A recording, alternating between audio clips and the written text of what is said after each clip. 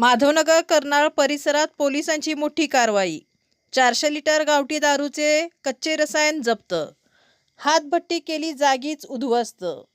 2 संशयित आरोपी पोलिसांच्या हाती लागले नाहीत। गुन्हा दाखल। माधवनगर कर्नाळ परिसरात गावठी हातभट्टी दारू विरोधात सांगली स्थानिक गुन्हे अन्वेषण शाखेने मोठी कारवाई केली आहे।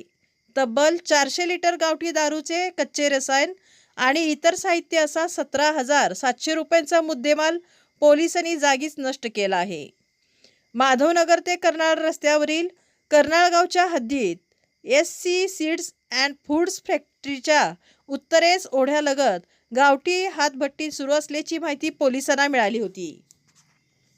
या माहितीच्या आधारे स्थानिक गुन्हे अन्वेषण शाखेच्या पथकाने पहाटे सुमारे 6:40 कारवाई केली। पोलीस पथक घटनास्थळी पोहोचताच तेथे असलेले 2 इसम पोलिसांची चाहूल लागताच पळून गेले। परिसराची पाहणी केली असता जमिनीत लोखंडी बॅरल पुरलेले आढळून आले। या बॅरलमध्ये 400 लिटर गावठी हातभट्टीचे कच्चे रसायन सापडले। याशिवाय 3 रिकामे लोखंडी बॅरल आणि 5 लोखंडी डबे असा साहित्य साठाही आढळला। या सर्व मुद्देमालाची एकूण किंमत 17,700 रुपये असल्याचे पोलिसांनी सांगितले। मानवी आरोग्यास घातक असलेले हे कच्चे रसायन नष्ट करण्यात आले, तर संबंधित साहित्यही जागीच फोडून नष्ट करण्यात आले।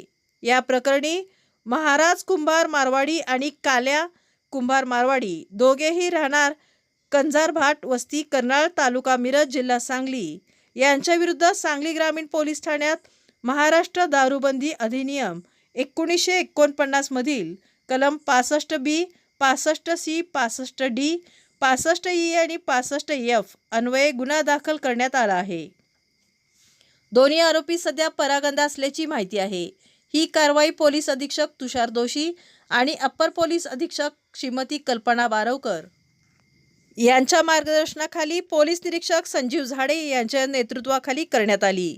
कारवाईत police head constable Atul Mane, Nagesh Kharat, Sagar Lavte, Anil Kolekar, Satish Mane, Daryappa Bangar तसेच पोलीस कॉन्स्टेबल विक्रम खोत यांचाही सहभाग होता। दरम्यान जिल्ह्यात गावठी हातभट्टी दारू तयार करून विक्री करणाऱ्या विरोधात विशेष मोहीम राबवून कठोर कारवाई सुरू राहणार असल्याचा इशारा पोलिसांनी दिला आहे।